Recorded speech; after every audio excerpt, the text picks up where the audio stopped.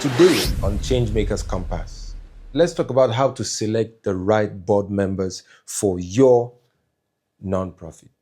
One of the biggest mistakes that nonprofits and NGO founders make is choosing the wrong board members or even having no board at all.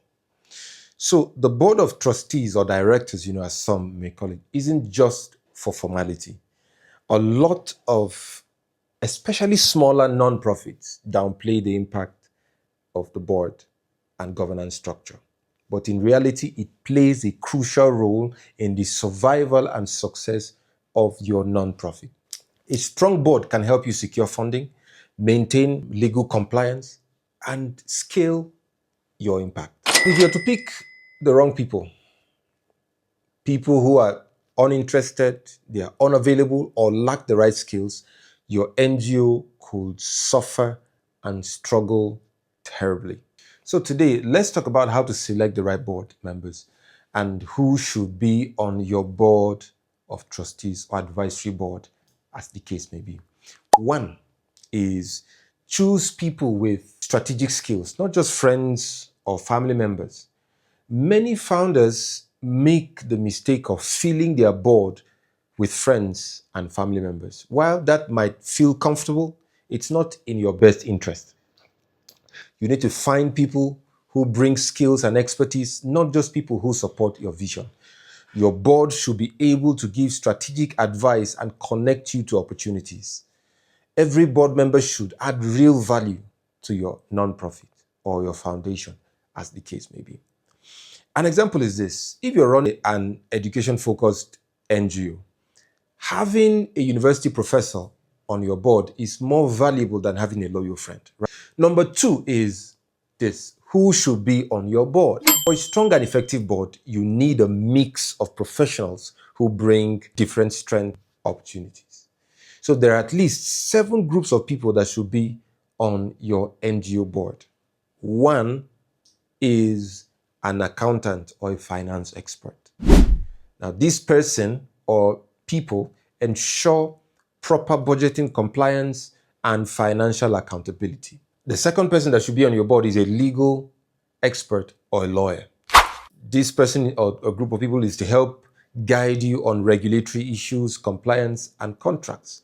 The third is a governance and HR expert to help with board structure policies and managing staff relations. The fourth is someone with international or donor affiliations. This person is or group of people are to help you connect with opportunities and partnerships globally. The fifth is a media expert to help your nonprofit or your NGO build visibility and manage public relations. The sixth is a programs or project manager to provide structure for executing impactful initiatives. Then you need a group of people, I've mentioned 7. You need a group of people that are wealthy or influential. What is their role? Their role is to open financial doors or attract other high net worth donors. Let me also mention this, that diversity matters. So your board should include both men and women, but professionals from different backgrounds to bring in a balanced perspective. Number 3 is this: how to select the right board members. Now that you know who should be on your board, how do you choose the right people? 1, assess their availability. A good board member is active and engaged, not just a name on paper. Look at their network. Can they open doors of funding and strategic partnerships? Test their passion. Do they really care about your cause, or are they just saying yes? Check their reputation. You don't want someone who has legal or ethical issues that could damage the reputation of your NGO or nonprofit. An example is this. Before you officially add someone as a board member, whether a board of trustees or advisory board, engage with them and invite them for certain meetings and see how they contribute. If they are uninterested or inactive, they are not a good fit. Keep it professional. Have a clear board invitation letter outlining the commitment, expectations, and benefits. One thing I will advise is this: don't beg, never beg. Present it as an opportunity. If your NGO is doing meaningful work, they will want to be a part of it. And the fifth point for today is keep your board active and engaged. The fourth point for today is how to approach potential board members.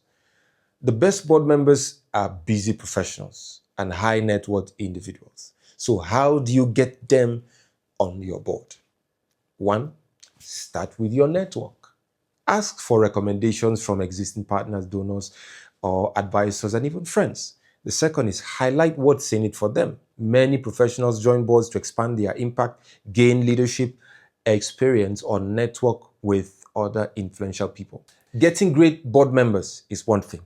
Keeping them involved and engaged is another thing altogether. So, how do you do that? You hold structured board meetings, have clear agendas and action paths. The second is give them real roles, involve them in fundraising, networking and strategic planning. The third is keep them updated, send impact reports and regular updates on the NGO's progress.